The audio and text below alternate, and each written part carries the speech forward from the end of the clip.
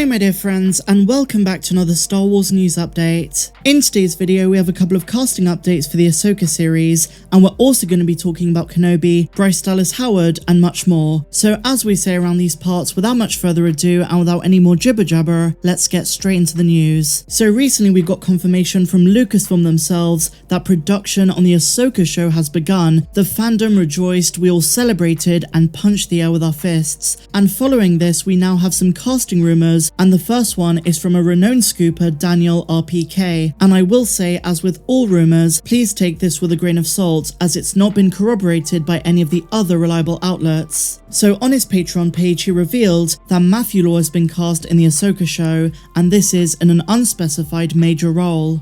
Now, Matthew Law's most well-known role was his involvement in 4 episodes of the Marvel series Agents of S.H.I.E.L.D., a show where several alumni have gone on to feature in Star Wars, with Ming-Na Wen being the biggest name from that show, making the jump to the galaxy far, far away. Now, this is a major step for Matthew Law, and the obvious question is which character is he going to play? Well, it's not been clarified if he's playing a new character or an already established one, but contrary to what some fans assume, he is not playing Ezra Bridger. And in the same vein, from what they've heard, Mena Massoud is not Ezra either. Given the wording of certain recent tweets by Mena Massoud, and also the fact he's currently very busy filming for the Sacrifice game, it seems like he's not going to be Ezra after all. Really unfortunate, I really was hoping he would be. Maybe answers will come at Star Wars Celebration, but in regards to this new rumour, it's not known who Matthew's going to be playing. And as I say guys, all of these are just rumours, so until they're confirmed, take them with a heap load of salt. And speaking of Ahsoka news, following this story being published, Jordan Mason, the renowned leaker and editor of Cinelinx,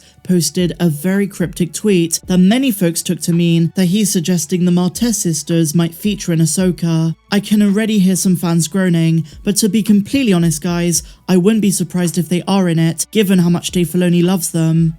We saw them in the Clone Wars Season 7 and more recently in the Bad Batch Season 1, so them coming into live action later in the timeline in the Ahsoka show, a series helmed by Dave Filoni, is not the craziest connection to make, but there seems to be a lot of hate for these two characters, which personally I never fully understood. They serve their role in the story's narrative, and I never really saw an issue. Granted, they're not the most fascinating siblings in the world, but I've noticed there is so much dislike for these two characters. I suppose I just don't find them as annoying as some people do, but if anyone watching is not a fan of Trace and Rafa, then please let me know why in the comments down below. I would love a different perspective. Now, it is worth saying that we're reading too much into this tweet and it means nothing at all, but just a heads up in case the Martez sisters do appear in Ahsoka. I'm perfectly happy if they do. I want the Ahsoka series to be the place where a lot of these characters who played a role in Ahsoka's past come into live action in the Ahsoka show at this point of the timeline. We've spoken about the Rebels characters like the Ghost Crew, they're pretty much a certainty, but what about others?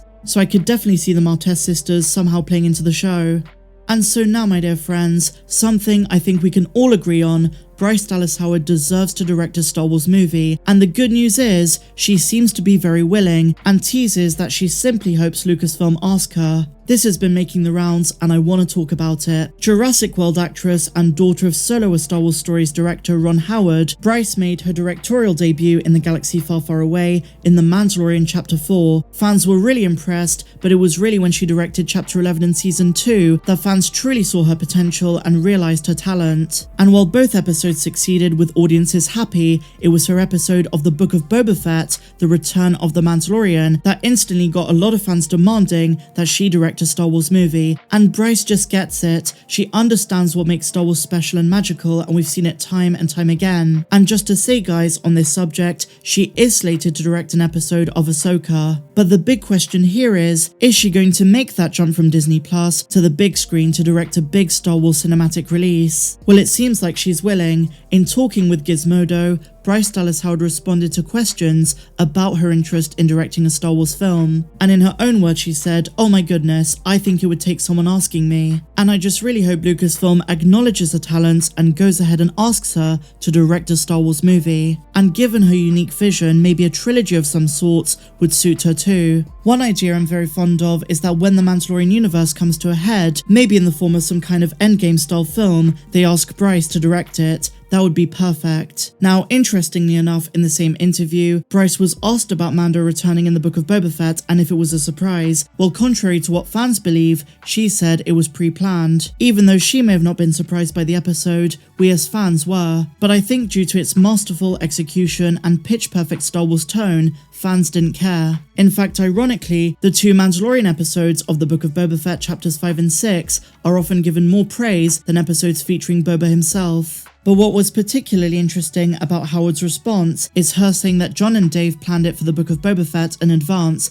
It was always going to be in the book. So it seems like they've long had this kind of crossover event planned, and that could proceed in The Mandalorian Season 3 and Ahsoka, all of these various characters appearing in each other's shows. And that could mean that Boba Fett's story continues in Mando or even Ahsoka or both. But going back to the main point of this article, I think Bryce Dallas Howard deserves her time in the spotlight. Give her more episodes of The Mandalorian and Ahsoka to direct, but also possibly a Star Wars movie or trilogy. What do you guys think of this? Let me know your thoughts in the comments down below. And so finally, my dear friends, we have some more Kenobi pictures, courtesy of an exclusive from Empire magazine. The first one is Obi-Wan Kenobi, presumably much earlier in the series, where he's working a crappy job, he's depressed, isolated, and spending way too much time with his EOP. I'm loving his scraggly rustic look, and in the background we do see some other Tatooine locals. I'm going to predict this is from episode 1 or 2. In the next picture, we have the 5th brother scorning Reva. Now we know this is going to happen based on the leaks,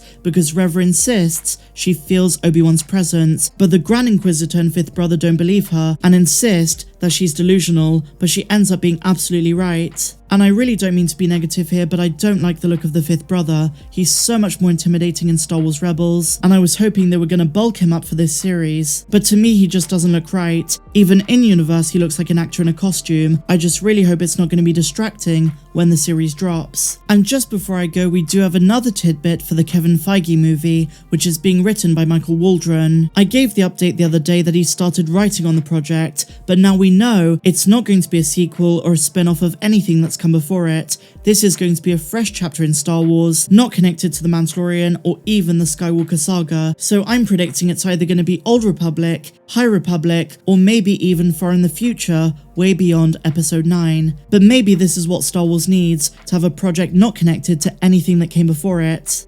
But now, my dear friends, I turn it over to you. Let me know your thoughts of this and everything we spoke about in the comments down below. If you enjoyed this video, please be sure to give me some love with a big fat thumbs up, subscribe if you're new, and a huge welcome if you are. And if you want access to more videos that you can't find here on YouTube, then click the link down there in the description. But until the next one, guys, may the Force be with you always. I'm Star Wars Meg.